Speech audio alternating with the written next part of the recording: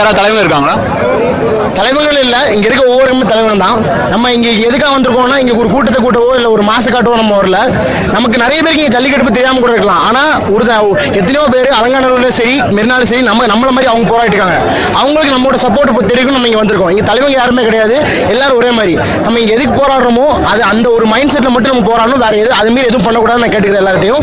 அதே மாதிரி இந்த இடத்துல ஒரே ஒரு விஷயம் தான், நம்ம எல்லாம் ஒன்று சேருவோம் தமிழனாய். அந்த ஒரு விஷயம் தான், தமிழ்ங்கிற வார்த்தை நம்ம எல்லாத்தையும் ஒன்று சேர்க்கணும். இந்த இதனால இது அடுத்த லெவலுக்கு போய் இன்னும் சீக்கிரம் சுப்ரீம் கோர்ட்ல நமக்கு ஒரு நல்ல இது வரணும். இதோட முடிவு இது மட்டும் கிடையாது. இனிமேல் நடக்கிற ஒவ்வொரு பிரச்சனைக்கும் இளைஞர்கள் வருவாங்க.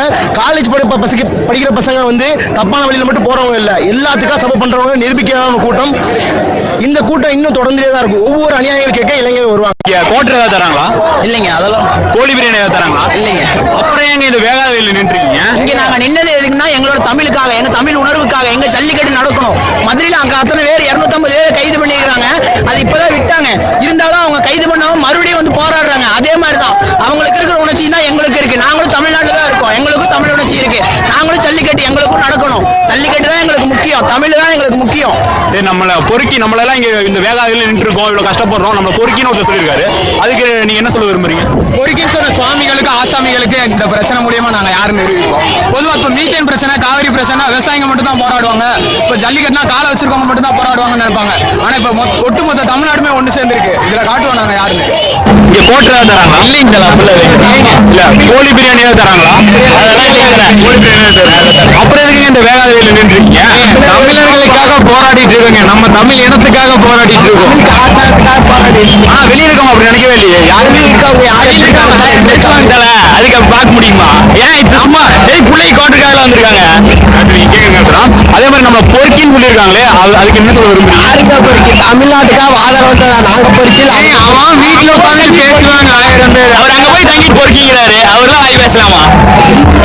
வந்தா கை நீப்பார். அவரு யாரு பொறுக்கி? அப்படிதான் பொறுக்கி. இப்போ நம்ம ஜல்லிக்கட்டு போட்டஸ்ல நின்றுட்டு இருக்கோம். எல்லாரும் நினைக்கிறாங்க பசங்க சும்மா ஜாலியா சேர்ந்து கூத்தடிச்சிருக்காங்க, வெளியே இருந்து பாக்குறாங்க. ஆனா நீங்க என்ன பார்த்தா ஃபேமிலியா வந்திருக்கீங்க. எதுக்காக நீங்க வந்திருக்கீங்க? ஆக்சுவலா இது நம்ம கலாச்சாரத்தோடதாக நம்ம வாய்ஸ் சவுண்ட் கொடுக்குறது. இது பாய்ஸ் சொல்றாங்க. இது நாங்க எல்லாரும் சேர்ந்து நடத்துறதுதான். என்னோட கிட்டுக்கு இது தெரியணும். அவன் 18-19 வயசு வரையில அவங்க இடத்துல நிற்கிறாங்க. இன்னும் யாரு என்ன பண்ணாலும் சரி தமிழர்கள் தட்டி கேட்கணும். அந்த மனப்பான்மை வேணும். எனக்கு முன்னோர்கள் இதை செய்ய மறந்துட்டாங்க. ஆஃப்டர் 47 இந்த மாதிரி போராட்டம் நடக்காததுதான் இதுக்கெல்லாம் காரணம். இனிமே இது மாதிரி நடக்கக்கூடாது. அதுக்குதான் நீங்க எல்லாருமே இருக்கீங்க. அவங்க பின்னாடி நாங்க இருக்கோம். அதை காமிக்கிறதுக்கு தான் இது. இப்படி நம்ம நின்று இருக்கோம். நம்ம பொறுக்கின்னு சொல்றாங்களே, அதை பத்தி நீங்க என்ன நினைக்கிறீங்க? ஆமா சொல்லியிருக்காங்க. ஸ்பாட் பர்சல் வந்து எல்லாரும் பாத்துக்கலாம். நம்ம எல்லாம் பண்றோம்னு சொல்றாங்க. அவங்க ஸ்பாட் போறட்டும். இந்த மொத்த கூட்டத்துக்கும் யாரா ஒரே ஒரு லீடர்னு யாரா இருக்கும்? இப்போதைக்கு யாரும் அப்படிலாம் இல்ல. ஸ்டூடெண்டா சேர்ந்து பண்றது தான். நம்ம டிபார்ட்மெண்ட்ல வந்திருக்காரு, நம்ம ஊருக்காரு. அதுக்கு மேல என்ன வேணும்? இந்த கூட்டத்துல ஏதாவது கோட்டர் ஏதாவது தரான்னு சொல்றாங்களா? அது மாதிரிலாம் எதுவும் இல்லையே. பிரியாணியா? பிரியாணி எல்லாம் அப்படி எதுவும் சொல்லலையே. வேற காசு 500 ரூபாய் பணம் அப்படி எதுவும் சொல்லலையே. சொன்னாங்கன்னா இந்த வேகாத வெயில் இப்படி நின்றுட்டு இருக்கீங்க. நம்ம தமிழுக்காக போராடுறோம், என்னதான் ஆகணும். நம்ம மக்களுக்காக நிக்கிறோம். யாருக்காக? நம்ம பொறுக்கின்னு சொல்றாங்களே, அதுக்கு என்ன சொல்றீங்க? அவங்களை இங்க வர சொல்லுங்க. அதுக்கு நாங்க தக்க பதில் அடி கொடுக்குறோம். பொறுக்கி என்ன பண்ணுவான்னு தெரியுமா? பொறுக்கி என்ன பண்ணுவான்னு தெரியும்னா அவர் இங்க வர சொல்லுங்க. அந்த பொறுக்கி என்ன பண்றாருங்கிறது. பொறுக்கினா நாங்க வேற மாதிரி இப்போ பஸ் உடைக்கிறது, அங்கங்க கண்ணாடி உடைக்கிறது ஏதோ எப்போ பண்ணிருக்கோம். ஏன் அறவழியில போராட வேண்டிய இந்த மொத்த கூட்டத்துக்கும் யாராவது ஒரே ஒரு லீடர்னு யாரா இருக்காங்களா? அப்படிலாம் யாரும் இல்லைங்க. எல்லாம் போதும் மாணவர்கள் தான் லீடர்ஸ். இங்க கோட்டர் ஏதாவது தராங்களா? அப்படிலாம் தரல. பிரியாணி வந்து பஸ்ஸுக்கு நாங்க பிரியாணி தரோம். இங்க வந்ததுக்காக பிரியாணி தரல. 500 ரூபாய் காசு ஏதாவது அதெல்லாம் தரல. அப்புறம் எதுக்குங்க இவ்வளவு வேகாத வெயில வந்து எல்லாரும் தமிழனுக்காக நிக்கிறோம். எங்க தமிழ்நாட்டுக்காக நிக்கிறோம். இளைய தலைவர் ரசிகர்களா நிக்கிறோம். அப்புறம் நம்ம பொறுக்கின்னு சொல்றாங்களே, அதுக்கு என்ன சொல்றீங்க? அது இங்க வந்து நம்ம தைரியமா நம்ம முன்னாடி சொல்லணும். நாங்களாம் பொறுக்கிகளை போட்டு மாதிரி கிட்ட ஏதாவது ஃப்ரீயா தராங்களா? அப்படியெல்லாம் எதுவும் இல்ல. இங்க ஜியோ சிம் ஏதாவது ஃப்ரீயா தராங்களா? இல்லையே. அப்புறம் எதுக்கு இந்த வேகாத வெயில் இப்படி நின்றுட்டு இருக்கீங்க? ஜல்லிக்கட்டுக்காக. ஜல்லிக்கட்டுன்னா என்ன? ஜல்லிக்கட்டுனா நம்ம தமிழரோட மரபு. அதை எப்பவுமே விட்டு கொடுக்க கூடாதுல்ல.